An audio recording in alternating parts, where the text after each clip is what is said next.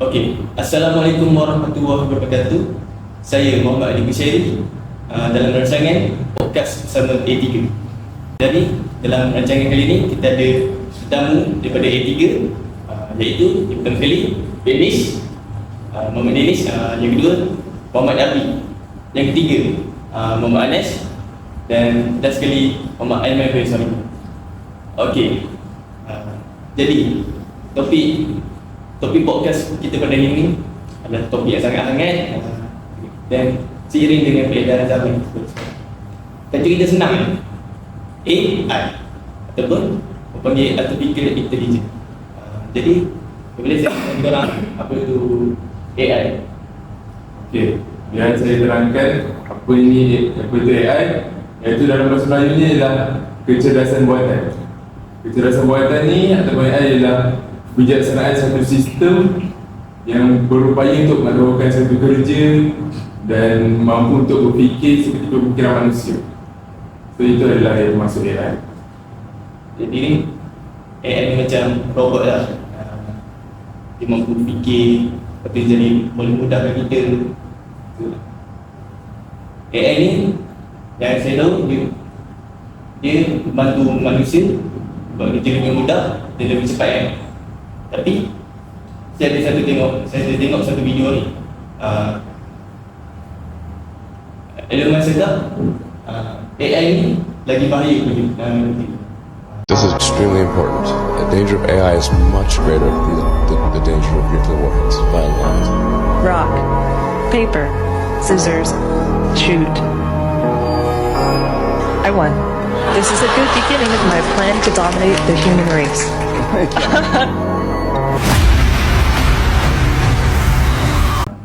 Tentu saya nak tanya, Danish, apa masalah AI yang menyebabkan dia lagi bahaya?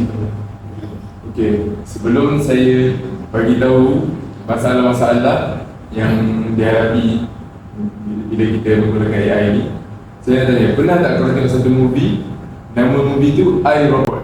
Iaitu dibintangi oleh Will Smith. Movie tu keluar pada tahun 2004, iaitu 19 tahun lalu. Movie tu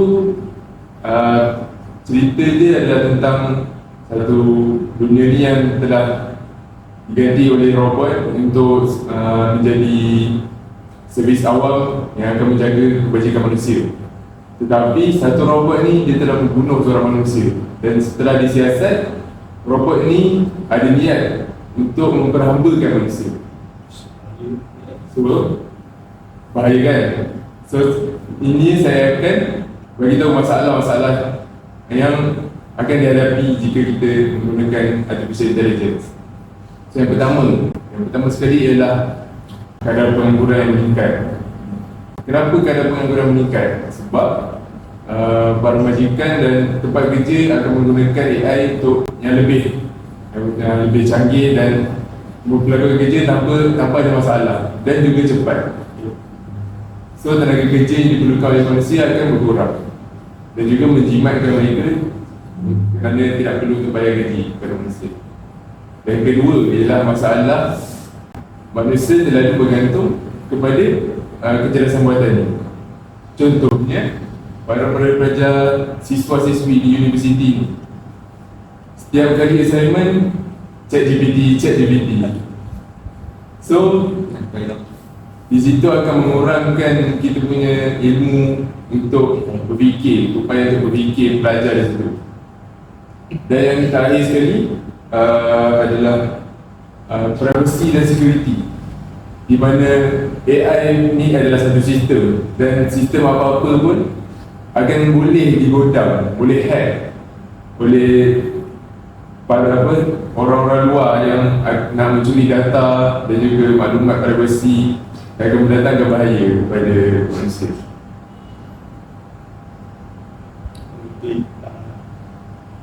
Yang kita tahu, dulu kita kalau kita nak cari maklumat, kita kena research satu bahan ni, dia membuat ni, itu dapat bahan. Jadi kita ada ChatGPT, kita type je benda kita nak, itu dapat. Jadi, tapi benda tu mudah kita, tapi orang salah guna. Betul tak? Jadi So, apa yang membuatkan orang salah guna AI ni? Cerita tanya okey lah. Apa faktor ni? AI ni salah. Terima kasih Adi. Pada pendapat saya lah kan, antara faktor berlakunya penyalahgunaan AI ni adalah kerana teknologi AI ini mampu bertindak di luar kawalan dengan sendiri. Hal ini demikian kerana mari saya ceritakan bagaimana teknologi AI ini berfungsi. Mereka membaca cara manusia ini bekerja dengan membaca dokumen-dokumen yang telah dibuat oleh pihak manusia, dan juga mereka membuat corak anggaran bagaimana sebagai contoh membuat statistik ataupun bagaimana persentage bagaimana manusia melakukan kerja tersebut. Tetapi saya rasa teknologi ini walaupun dia sudah di-develop, ia masih mempunyai kelemahan. Hal ini demikian kerana sebagai contoh ya, pada tahun 2020 Public Health Organization di United Kingdom mempunyai masalah besar pada tahun 2020. Pada tahun 2020 kan berlaku COVID-19. Public Health Organization di England merekodkan kes COVID-19 mereka dengan menggunakan sistem automasi iaitu teknologi AI untuk merekod kes COVID-19. Mereka menggunakan Google Excel automation, tetapi berlaku masalah apabila kes tersebut telah melebihi 16,000. Hal ini demikian kerana Google Excel dia mempunyai had untuk satu sheet mereka, iaitu lebih daripada 16,000 lajur dan lebih 1 juta baris.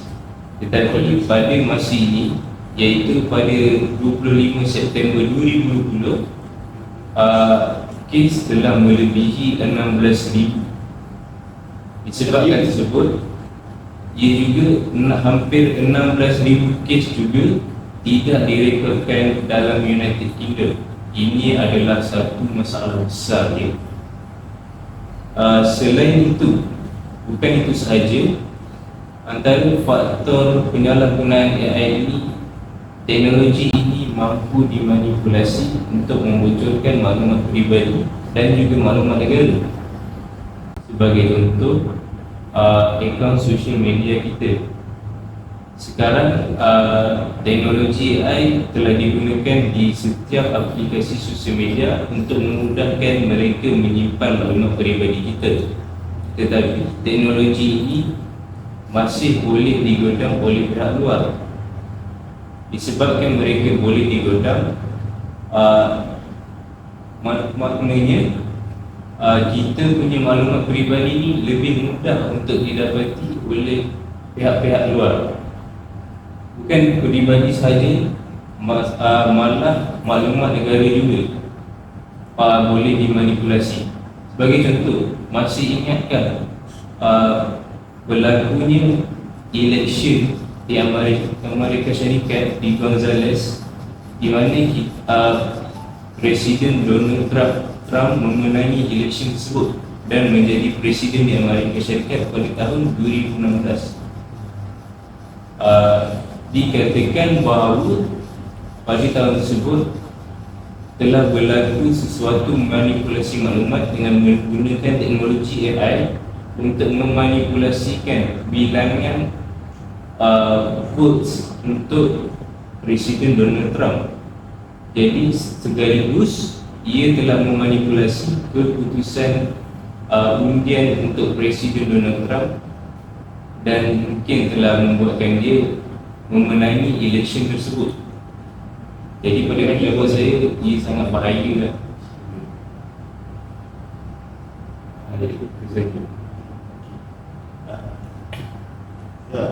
Dekat dia social media, kita semua guna social media ni. WhatsApp, IG, ads. Kita tak boleh elak benda tu. Sebab memang orang guna. Jadi itu kita kena adapt lah dari hidup kita. Jadi sebabkan oleh kesalahan guna AI ni, apa kesan, apa yang akan menjadikan kita pada masa hadapan? Adakah kita akan berperang dengan robot macam ni juga? Ada silakan.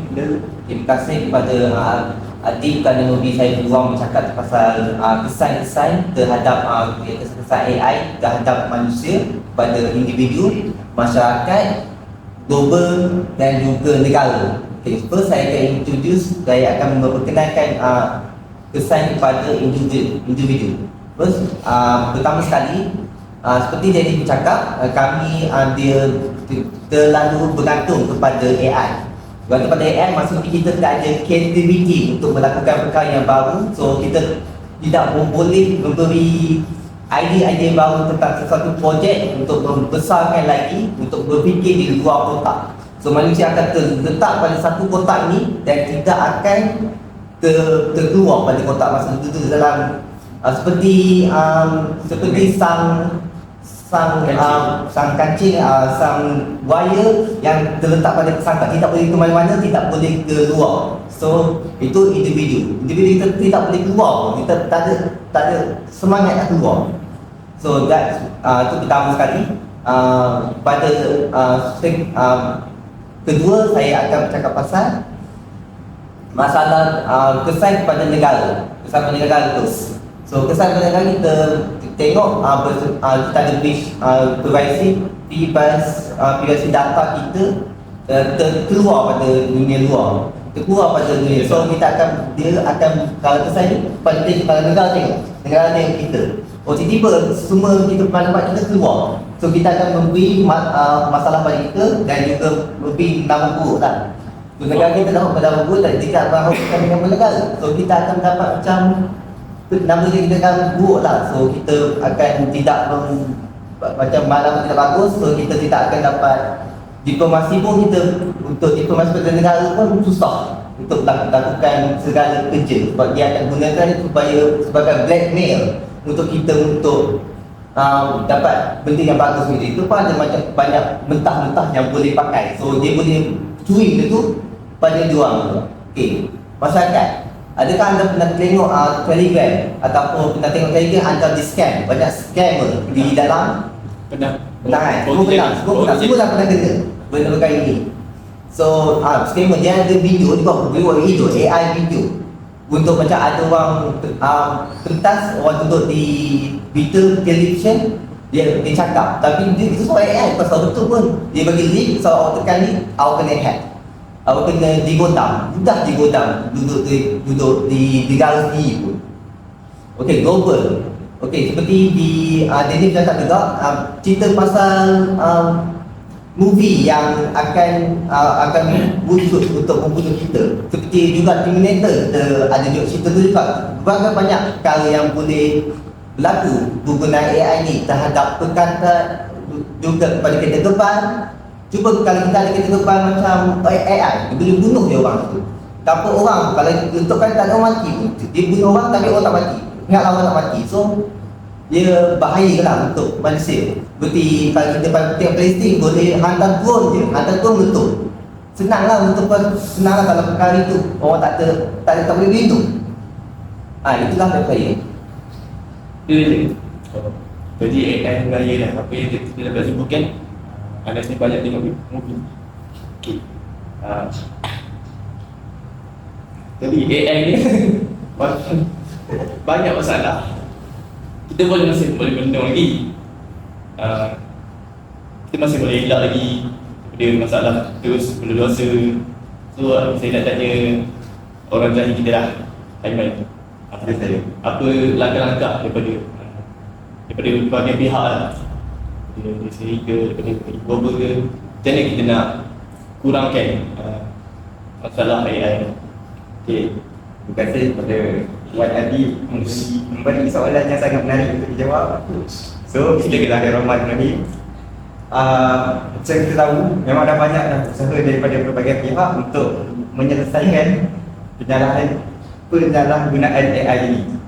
So, antaranya ialah belajar, bacaan, pertumbuhan kerajaan iaitu ataupun dikenali NGO dan sebagainya.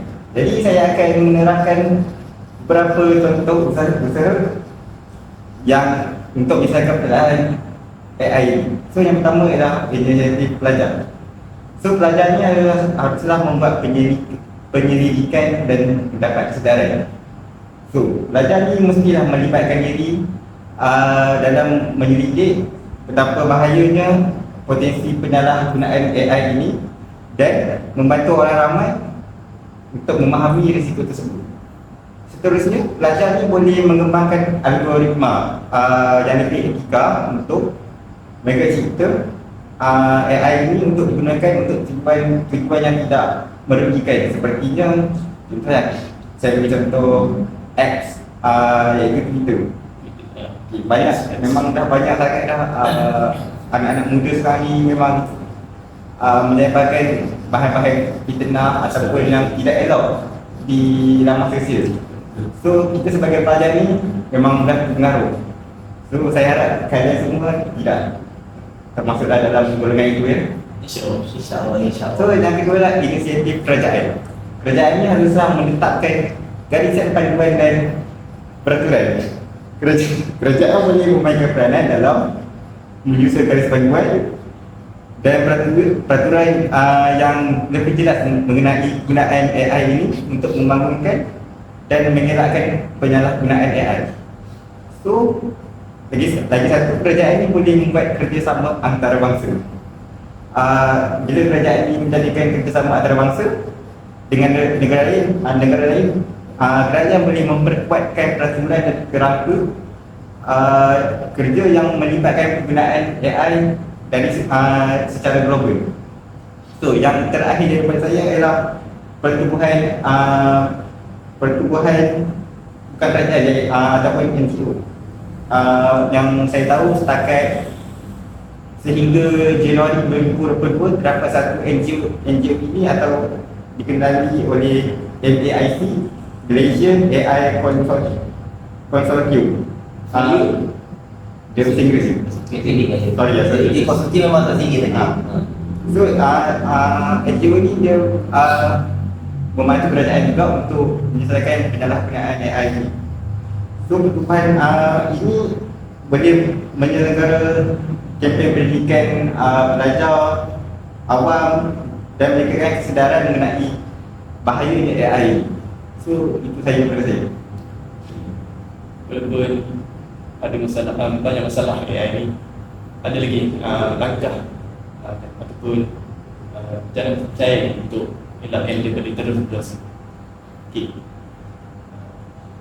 Kita boleh cakap dunia ini berevolusi. Teknologi akan makin berkembang, akan semakin canggih pada masa yang akan datang. Kita sebagai pengguna mestilah menggunakan dengan sebaiknya. Kena guna otak lah guna. Kalau guna cara teruk aja dia AI. Dia guna secara baiklah AI. Itu saja podcast daripada kami, A3. Terima kasih. Terima kasih.